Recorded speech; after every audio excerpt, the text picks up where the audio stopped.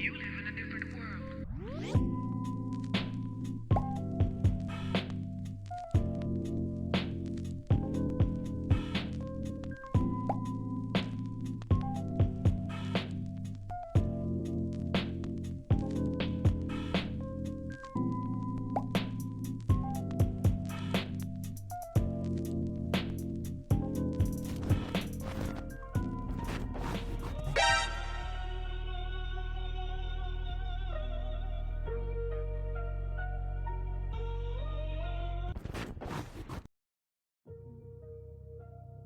Amir Odom is a sellout. I'm not starting with niceties because Amir doesn't deserve that courtesy.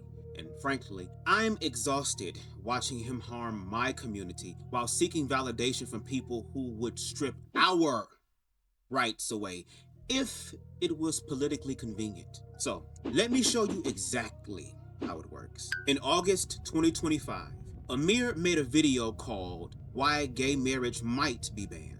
Now, to be fair, he provides context. He explains the Respect for Marriage Act. Final vote on the Respect for Marriage Act is set to pass the Senate, which would codify same-sex and interracial marriage and recognize them under federal law. We are taking the momentous step forward for greater justice for LGBTQ Americans. But in 2022, they made it a thing where states have to recognize same-sex marriages and they have to recognize interracial marriages even if they're done in different states, which, why are those even things to begin with? Besides the point. Mentions loopholes, tries to be balanced, but the video exists. Okay, since we're talking about technicalities, pay attention to that word, okay? Technicality, technical, just remember the tech word, okay? And in it, he discusses real threats. Is there a chance nothing happens? Yeah.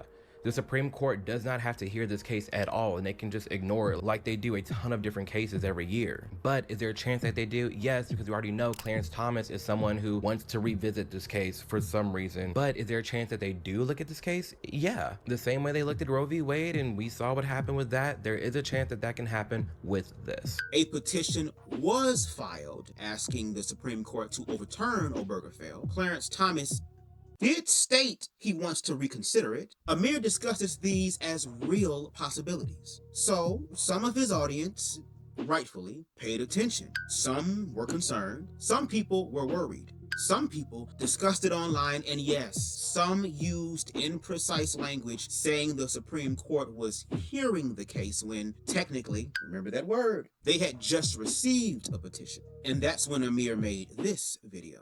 It didn't even happen. The Supreme Court rejected it. It's not even going to hear it, not even paying it any mind or attention. If it didn't happen, it's not going to happen. Gay marriage is fine, and it's going to be fine. To the point where there are even photographers doing like 50% off deals for gay couples getting married. There was an influx of gay people getting married. There was just this full out blown panic and just being terrified that all hell was breaking loose for the gays and nothing even happened. Am I tweaking? Why do people keep saying hear the appeal? Am I the wrong one? For the next several minutes, Amir goes on a tirade, not about whether the concern was valid, not about whether LGBTQ plus rights are actually under threat. No, he focuses on a technicality. People said the Supreme Court was hearing the case. Technically, they rejected the petition without formally hearing it. And Amir used that semantic error to dismiss all concerned as fear-mongering and gaslighting. To act like this and to act, you know what? It comes to a certain point where you end up really creating the life that you're really thinking about. Like you are creating this world. You're creating this mental mindset of just fear, of just negativity, bad vibes, bad energy, everything here sucks, president's bad, nothing's going great. You're gonna live in that world and it's really gonna mess your brain up. It's really going to change the way you're looking at everything around you. But Amir, technically speaking, you made a video addressing the concern. You showed in your video a clip of Clarence Thomas wanting to reconsider Obergefell. Have you forgotten the facial stuff? Have you forgotten that? All the shade that you were throwing and how you low-key was being a little liberal and reading the out the Christians? See, you discussed it also as a real possibility. And then you make another video condemning people for being concerned about the thing that you also spoke on, which was concerning. See, you're weaponizing a technicality to gaslight some of your own audience. And I've realized, like, this isn't fear-mongering. This is something more calculated. Gaslighting with plausible deniability. That sounds like it right there. Just think about it. Make a video discussing a real threat, get engagement from concerned LGBTQ plus people. Then make a video mocking those same people for being concerned, and then get engagement from conservatives who want to see the woke left called out. Get validated twice. And if anyone were to call you out on it, point to the technicality. Remember that word? I wasn't fear-mongering, and they got the facts wrong. But the facts are these. A petition was filed to overturn Obergefell. Clarence Thomas does want to reconsider it. LGBTQ plus rights are under threat in multiple ways, and people being imprecise about whether the court heard or received a petition doesn't change any of that. But I want y'all to watch what's consistent across both videos.